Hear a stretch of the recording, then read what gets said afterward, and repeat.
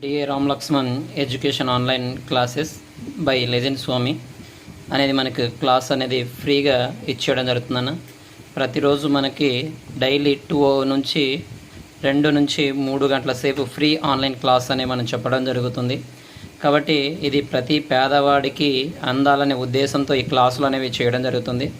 గ్రూప్స్కి, దాని తర్వాత SI and constable and DSC, దాని తర్వాత ఆల్ కాంపిటేటివ్ ఎగ్జామ్స్కి ఉపయోగపడే విధంగా ఈ క్లాసులను రూపొందించడం జరిగింది.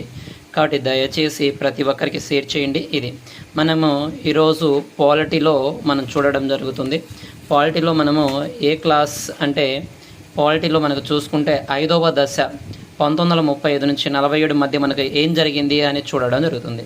దీంట్లో మనకు చూసుకుంటే 1935 భారత ప్రభుత్వ చట్టం చూడడం జరుగుతుంది. ఇది బ్రిటిష్ రూపొందించిన చట్టాలలో అత్యంత విస్తృతమైనది మరియు అతి పెద్దది మరియు ముఖ్యమైనది. ఇందులో 321 అధికరణలు, 10 షెడ్యూళ్ళు ఉండడం జరుగుతుంది. ఈ చట్టం చూసుకుంటే మనకి 1937 ఏప్రిల్ 1వ తేదీన నుండి అమల్లోకి రావడం జరిగింది. ఈ చట్టంలోని ముఖ్యమైన అంశాలు ఏవి ఉన్నాయి అని చూసుకుంటే మనకి అఖిల భారత సమైక్య, ఆల్ ఇండియా ఫెడరేషన్ని ఏర్పాటు చేయడము. ఈ సమైక్యలో 16 ప్రాంతాలు, 6 చీఫ్ కమిషనరేట్ ప్రాంతాలు ఈ సమైక్యలో చేరడానికి అంగీకరించాయి. కానీ ఈ యొక్క స్వదేశీ సంస్థానాలు మాత్రం దీంట్లో చేరడానికి అంగీకరించలేదు. అయితే ఈ చట్టం ద్వారా మనకి కేంద్ర రాష్ట్రాల మధ్య 3 రకాల జాబితాలను తయారు చేయడం జరిగింది. ఒకటేమో ఫెడరల్ జాబితాలో 59 అంశాలు, ప్రొవిన్షియల్ జాబితాలో చూసుకుంటే 54 అంశాలు, ఉమ్మడి జాబితాలో చూసుకుంటే 36 అంశాలను విడగొట్టడం జరిగింది. దాంతోపాటు చూసుకుంటే మనకి అవశిష్ట అధికారాలు ఈ మూడిట్లో ఫెడరల్ జాబితా అంటే మనకేంటి కేంద్ర జాబితా, ప్రొవిన్షియల్ జాబితా అంటే ఏంటి రాష్ట్ర జాబితా, ఉమ్మడి జాబితా ఈ రెండింటికి ఉపయోగపడిన వాటిని ఉమ్మడి జాబితాలో చేర్చారు. అవశిష్ట అధికారాలు ఈ పైన ఉండే 3 వాటిలో లేని వాటిని అవశిష్ట అధికారాలు అంటారు. ఈ అవశిష్ట అధికారాలు మాత్రం వైస్రాయ్కి ఇవ్వడం జరుగుతుంది. స్వదేశీ సంస్థానాలు సమైక్యలకు చేరకపోవడం వలన ఇది అమల్లోకి రాలేదు అని మనము చెప్పవచ్చు. దాని తర్వాత చూసుకుంటే మనకు నెక్స్ట్ ఇది చూసుకుంటే రాష్ట్రంలో ద్వంద్వ పాలనను రద్దు చేయడం జరిగింది. ద్వంద్వ పాలన రద్దు చేసి కేంద్రంలో ప్రవేశపెట్టారు. అలాగా కేంద్రంలో రిజర్వ్డ్ అండ్ ట్రాన్స్ఫర్డ్ జాబితా అంశాలను పొందుపరచడం జరిగింది. ఈ రిజర్వ్డ్ అంశాలను గవర్నర్కు తాను నియమించుకున్న ఒక 3 కౌన్సిలర్ సహాయంతో పరిపాలించడం జరుగుతుంది. ఈ రిజర్వ్డ్ జాబితాల అంశాలను గవర్నర్ తాను నియమించిన 3 కౌన్సిలర్ సహాయంతో పరిపాలించడం జరుగుతుంది. ట్రాన్స్ఫర్డ్ జాబితా అంశాలకు సంబంధించి గవర్నర్ జనరల్ 10 మందికి మించకుండా ఒక మంత్రి మండలి మీన్స్ ఏంటి అంటే ఒక కౌన్సిల్ని, ఒక మినిస్ట్రీ కౌన్సిల్ని ఏర్పాటు చేసి దాని సహాయంతో పరిపాలించడం జరుగుతుంది. రాష్ట్ర స్థాయిలో ద్విసభ విధానం ప్రవేశపెట్టారు. మనకు దేశంలో ఉన్న మొత్తం 11 ప్రావిన్స్లకు గాను 6 ప్రావిన్స్లలోనే అంటే 11 ప్రావిన్స్లలో గాను 6 ప్రావిన్స్లలో ద్విసభ విధానాన్ని ప్రవేశపెట్టడం జరిగింది. అవి 6 ప్రావిన్స్లు ఏదంటే బెంగాల్, మద్రాసు, బీహారు, అస్సాం, యునైటెడ్ ప్రావిన్స్. దీంట్లో ఆ యొక్క ద్విసభ విధానం ఏంటంటే ఎగువ సభ లెజిస్లేటివ్ ఆఫ్ కౌన్సిల్, దిగువ సభ లెజిస్లేటివ్ ఆఫ్ అసెంబ్లీ. ఓకే, మనకు భారత రాజ్య కార్యదర్శికున్న కౌన్సిల్ని రద్దు చేయడం జరిగింది. మన 1858 ద్వారా ఏర్పాటైన భారత రాజ్యాంగ కౌన్సిల్ని ఈ 1935 చట్టం ద్వారా రద్దు చేసి ఆ కౌన్సిల్కి బదులుగా 3కి తక్కువ కాకుండా 6గురికి ఎక్కువ కాకుండా ఒక సలహాదారులను ఈ యొక్క సెక్యూరిటీ కౌన్సిల్కి ఎవరికి భారత రాజ్య కార్యదర్శికి నియమించడం జరుగుతుంది మనకి ఇది. దాని తర్వాత కేంద్ర శాసనసభల పరిమాణాన్ని పెంచారు. ఎగువ సభలో 260కి, దిగువ సభలో 375కు పెంచడం జరిగింది.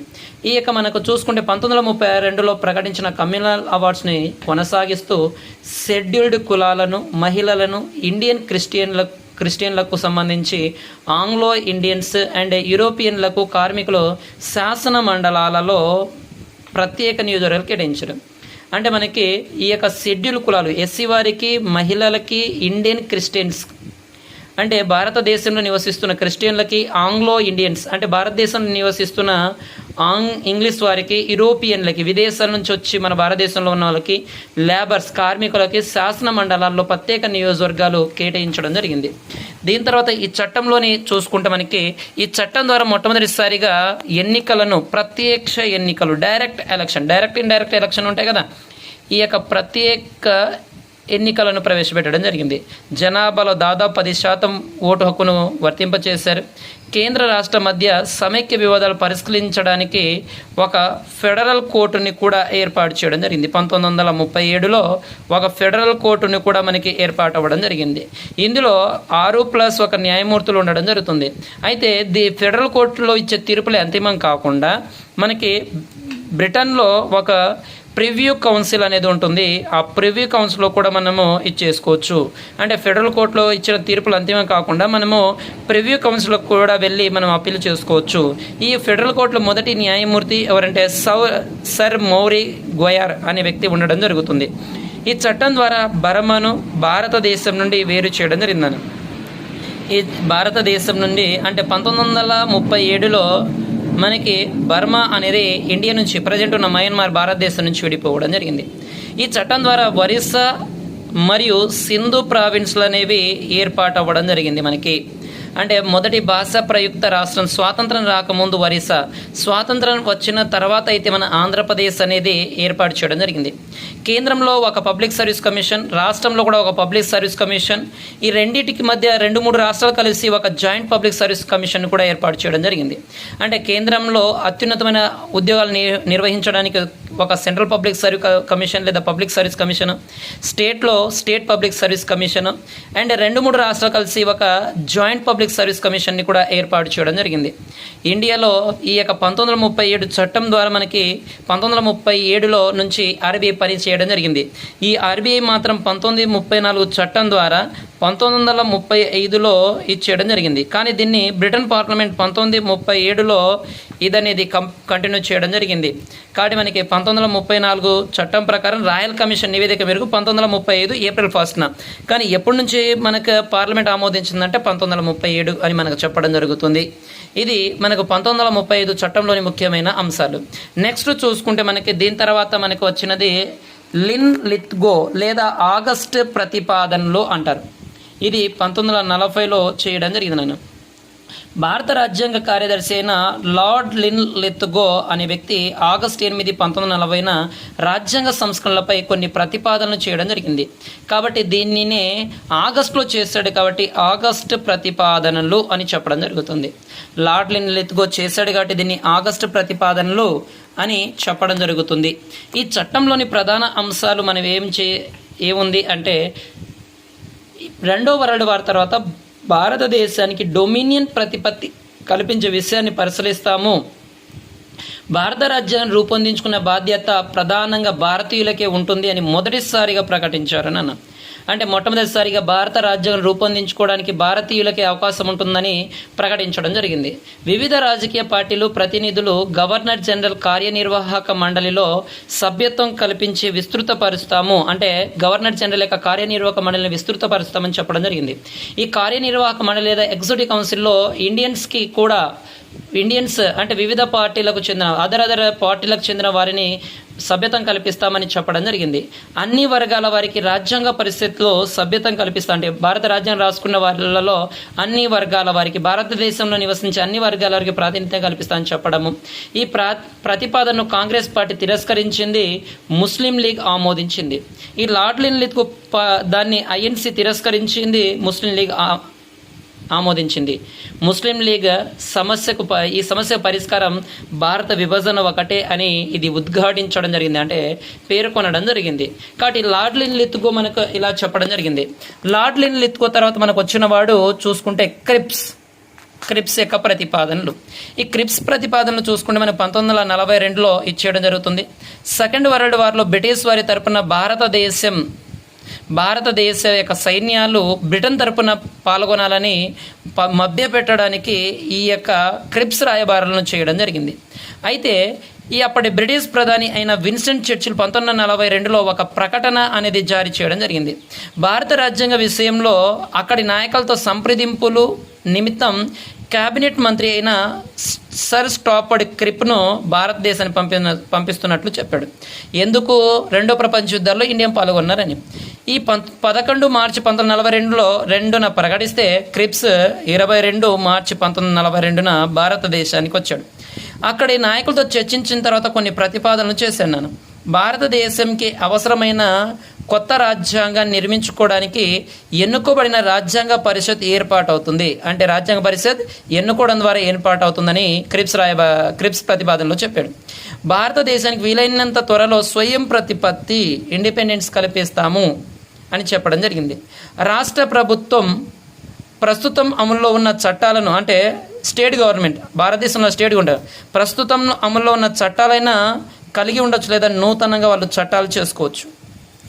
గవర్నర్ జనరల్ యొక్క కార్యనిర్వాహక కౌన్సిల్లో, ఎగ్జిక్యూటివ్ కౌన్సిల్లో ఒక భారతీయుడికి సభ్యత్వం కూడా ఇస్తామని చెప్పడం జరిగింది.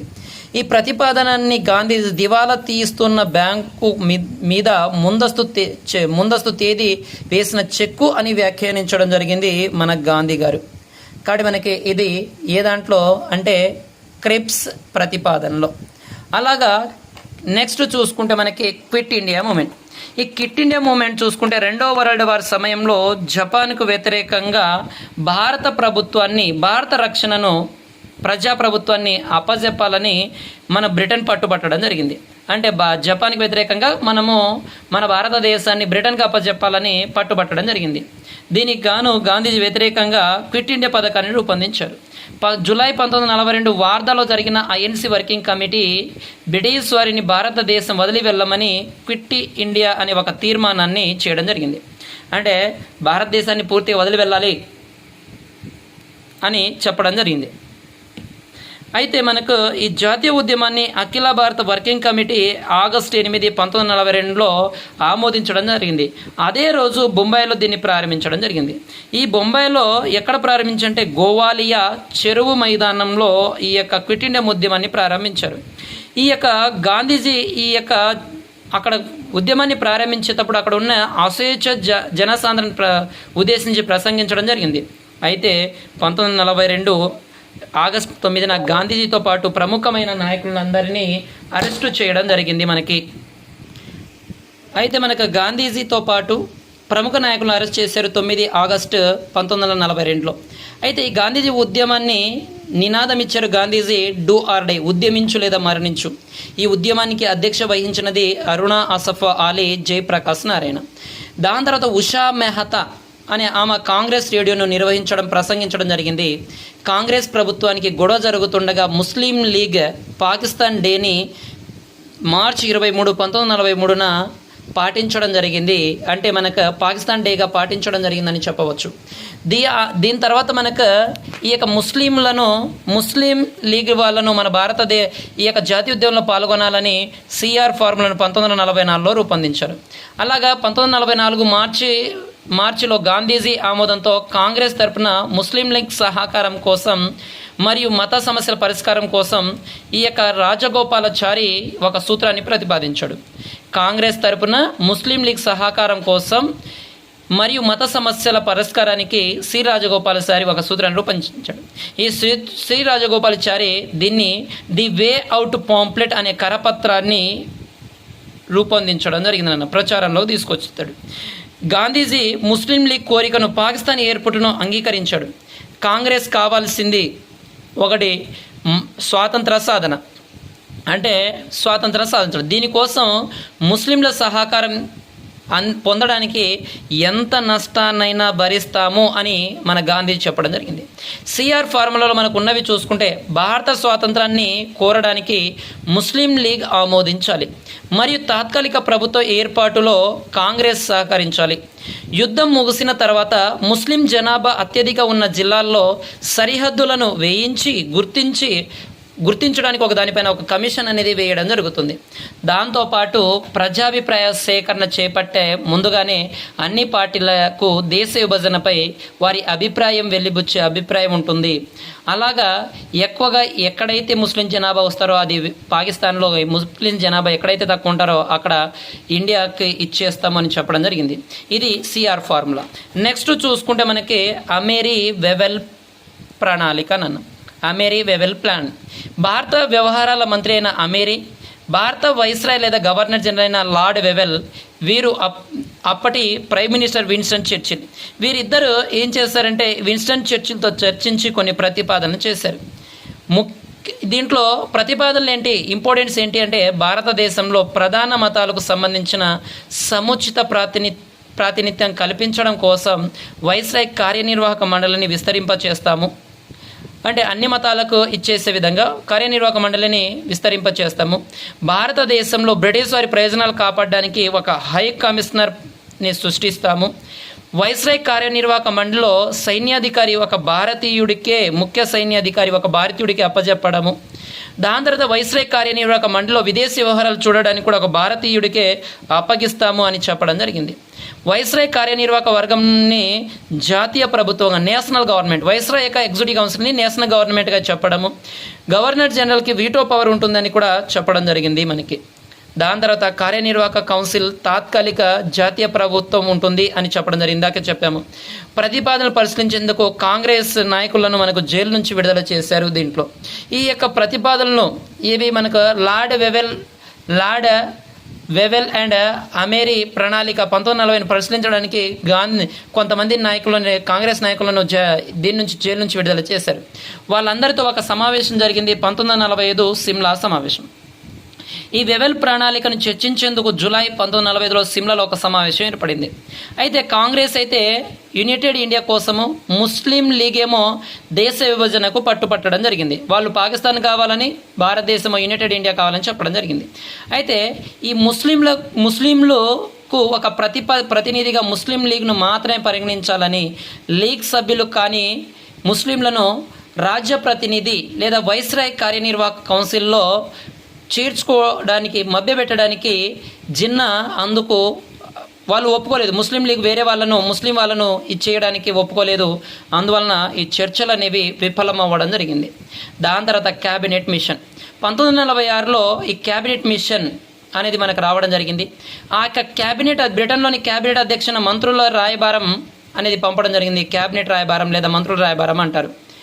ఇలాగా చూసుకుంటే మనకు 1945లో బ్రిటన్లో సాధారణ ఎన్నికలు జరిగాయి. ఆ సాధారణ ఎన్నికల్లో లేబర్ పార్టీ గెలిచింది. అప్పటి ప్రైమ్ మినిస్టర్ కెమెంట్ అట్లీ, అప్పుడు బ్రిటన్లో మంత్రులైన sir Stafford Cripps and A B Alexander and lord Pethick Lawrence సభ్యులుగా గల ఒక మంత్రి బృందాన్ని ఇండియాకి పంపించడం జరిగింది. వాళ్ళ అధ్యక్షులు చూసుకుంటే లారెన్స్, మనకు చూసుకుంటే లార్డ్ పెతిక్ లారెన్స్ గారు అధ్యక్షులు మనకు వీళ్ళందరూ కలిసి భారతదేశంలో 16 మే 1946న ఒక నివేదికను ఈ బ్రిటన్ గవర్నమెంట్కి సమర్పించడం జరిగింది. దీంట్లో మనకు ఏముంది అని చూసుకుంటే మనకి రాజ్యాంగం రూపొందించుకుంటే స్వాతంత్రం ఇవ్వడానికి బ్రిటిష్ ప్రభుత్వానికి ఎలాంటి అభ్యంతరం లేదని ప్రకటించడము, బ్రిటిష్ పాలిత భారతదేశం స్వదేశీ సంస్థానాలు కలిపి ఒక ఇండియన్ యూనియన్ అనే రాజకీయ వ్యవస్థ ఏర్పడుతుంది. ఆ యూనియన్ని విదేశీ వ్యవహారాల, రక్షణ, కమ్యూనికేషన్ వంటి జాతీయ ప్రాముఖ్యత గల అంశాలను నిర్వహిస్తుందని చెప్పడం జరిగింది. అంటే రాజకీయ వ్యవస్థ మరియు రక్షణ, కమ్యూనికేషన్, ఆర్థిక అలాంటి వ్యవహారాలు ఇచ్చేస్తుంది అని. కేంద్ర పరిధిలో లేని పాలనా అంశాలన్నీ రాష్ట్రాలకు సంక్రమిస్తాయని చెప్పడము, ప్రాంతీయ ప్రభుత్వాలకే శాసన నిర్మాణ శాఖలు ఏర్పాటు అవుతాయని చెప్పడము, పరిపాలన నిర్వహణకై 14 మంది సభ్యులతో కూడిన ఒక తాత్కాలిక ప్రభుత్వం ఏర్పడుతుంది అని కూడా చెప్పడము, పాకిస్తాన్ అనే మరొక దేశం ఏర్పడే భావన ఆచరణ లేదు అని మనకు ప్రకటించడం జరిగింది. రాజ్యాంగాన్ని రూపొందించుకుంటే రాజ్యాంగం రూపొందించుకోవడానికి ప్రత్యేక రాజ్యాంగ పరిస్థితి ఏర్పాటు అవుతుందని చెప్పడం జరిగింది. అలాగా 1946లో రాజ్యాంగ పరిస్థితి ఎన్నికలు జరిగి దీంట్లో రాజ్యాంగ పరిస్థితిలో 205 కాంగ్రెస్, దాని తర్వాత ముస్లిం లీగ్ చూసుకుంటే 78 సీట్లు రావడం జరుగుతుంది మనకి. అలాగా తాత్కాలిక ప్రభుత్వం అనేది మనకు ఏర్పాటు అవ్వడం జరిగింది. తాత్కాలిక ప్రభుత్వాన్ని చూసుకుంటే 24 ఆగస్టు 1946న ఏర్పాటు చేయమని కోరితే మనం ప్రకటిస్తే దానికి అనుగుణంగా సెప్టెంబర్ 1946న తాత్కాలిక ప్రభుత్వం ఏర్పడింది. మొదట్లో ముస్లిం లీగ్ దీంట్లో జాయిన్ అవ్వలేదు. ముస్లిం లీగ్ అనేది దీంట్లో జాయిన్ అవ్వలేదు. తర్వాత ముస్లిం లీగ్ కూడా దీంట్లో జాయిన్ అవ్వడం జరిగింది. మనకి తాత్కాలిక ప్రభుత్వంలో ఉన్న సభ్యులు చూసుకుంటే మనకి 1946 తాత్కాలిక ప్రభుత్వం చూసుకుంటే విదేశీ వ్యవహారాలు కామన్వెల్త్ శాఖ జవహర్లాల్ నెహ్రూ, రక్షణ శాఖ బల్దేవ్ సింగ్ అండ్ హోం ఉప ప్రధానిగా సర్దార్ వల్లభాయ్ పటేల్, ఆర్థిక మంత్రిగా చూసుకుంటే లియాత్ అలీ ఖాన్ అండ్ తపాలా వైమానిక శాఖ అబ్దుల్ రబ్ నిస్తార్. దాని తర్వాత చూసుకుంటే ఆహార వ్యవసాయ శాఖ మంత్రి రాజేంద్ర ప్రసాద్, కార్మిక శాఖ జగజ్జీవన్ రావు అండ్ రవాణా శాఖ, పరిశ్రమల శాఖ, విద్యాశాఖ మనకి ఇవన్నీ ఉండడం జరుగుతుంది. కాబట్టి ఇవన్నీ మనకి తాత్కాలిక ప్రభుత్వంలోని ముఖ్యమైన అంశాలు. నెక్స్ట్ మనకి నెక్స్ట్ 6వ దశ చూసుకుంటే 1947 నుంచి 50 మధ్య జరిగింది. అప్పుడు మనకు చూసుకుంటే అట్లీ ప్రకటన. ఈ బ్రిటిష్ ప్రైమ్ మినిస్టర్ అట్లీ 20 ఫిబ్రవరి 1947 తేదీన కామన్ సభలో మాట్లాడుతూ 30 జూన్ 1949 కల్లా బ్రిటిష్ ప్రభుత్వం భారతదేశం నుంచి వైదొలుగుతుంది అని ప్రకటించడం, దీన్నే అట్లీ ప్రకటన అంటారు. మౌంట్ బాటన్ ప్రణాళిక దీని తర్వాత వచ్చింది. మనకి భారత వైస్రాయ్ గవర్నర్ జనరల్గా నియమితుడైన మౌంట్ బాటన్ దేశ రాజకీయ నాయకులతో సంప్రదింపులు జరిపి సమైక్య భారత ప్రతిపాదిక మీద కాంగ్రెస్ ముస్లిం లీగ్ అంగీకారం అనేది కుదరడం సాధ్యం కాదని, దీనికి ఒకటి దేశ విభజన ఒక్కటే మార్గమని ప్రకటించడం జరిగింది. అలాగా జూన్ 3, 1947న తన ప్రణాళికను ప్రకటించడం, దీన్ని డిక్కీ బర్డ్ ప్లాన్ అని కూడా అంటారు. దీంట్లో ముఖ్యమైన అంశాలు చూసుకుంటే ఇండియా, పాకిస్తాన్ అనే 2 రాజ్యాలు విభజన అనేది మనకు జూన్ 1948కి బదులుగా ఆగస్టు 15, 1947లో స్వాతంత్రం అనేది వస్తుంది 2 దేశాలకు అని చెప్పడం జరిగింది. అలాగా అస్సాం భారత్లో అంతర్భాగమని, బెంగాల్ మతప్రాతిపదికన విభజించడం జరుగుతుందని, ప్రజాభిప్రాయ సేకరణ ద్వారా విడగొడతామని చెప్పడం జరిగింది. అయితే కామన్వెల్త్ కూటమిలో చేరే విషయంలో 2 దేశాలకు పూర్తి స్వేచ్ఛని ఇవ్వడం జరిగింది. దాని తర్వాత చూసుకుంటే మనకి భారత ప్రభుత్వ చట్టం 1947. ఈ చూసుకుంటే మనకి లార్డ్ మౌంట్ బాటెన్ సలహా మేరకు 4 జూలై 1947 తేదీన బ్రిటన్ పార్లమెంట్లో ప్రవేశపెట్టగా 15 జూలై 1947న బ్రిటిష్ పార్లమెంట్ ఆమోదం తెలపడము, 18 జూలై 1947న బ్రిటిష్ రాజ్యం ఒకటి ఆమోదం పొందడం, 14 1947 అర్ధరాత్రి నుండి మనకు అమలు రావడం జరిగింది. అలాగా 14వ తేదీ మనకు చూసుకుంటే పాకిస్తాన్ స్వాతంత్రం పొందడం, మనకి పాకిస్తాన్ 14వ తేదీ అంటే గురువారం స్వాతంత్రం పొందడం, అదే 15వ తేదీ అంటే భారతదేశం శుక్రవారం స్వాతంత్రం పొందడం జరగడం జరిగింది. అలాగే 1950 జనవరి 26న మన రాజ్యాంగం అనేది అమల్లోకి వచ్చింది. ఈ జనవరి 26 అనేది గురువారంగా మనకు పరిగణించడం జరుగుతుంది. దీని తర్వాత మనకు రాజ్యాంగ రచన అనేది మనం చూసుకోవడం జరుగుతుంది నాన్న. ఇది మనకు ఈ యొక్క రాజ్యాంగ పూర్వ చరిత్రలో పార్ట్ 3. ఓకే, నెక్స్ట్ క్లాస్ మనము రాజ్యాంగ రచనలో రాజ్యాంగ పరిషత్లో మనం చూసుకోవడం జరుగుతుంది. Okay, dear Ram Lakshman by legend Swami. ఇలా ఈ యొక్క ఫ్రీ ఎడ్యుకేషన్ గ్రూప్ని అందరికీ తెలియజేయండి. ప్రతిరోజు మన గూగుల్ మీట్లో 2 నుంచి 3 అవర్స్ క్లాస్ అనేది జరుగుతుంది. ఓకే, అందరికీ all the best. Bye. Thank you. Swami శరణమయ్యప్ప. జై హింద్.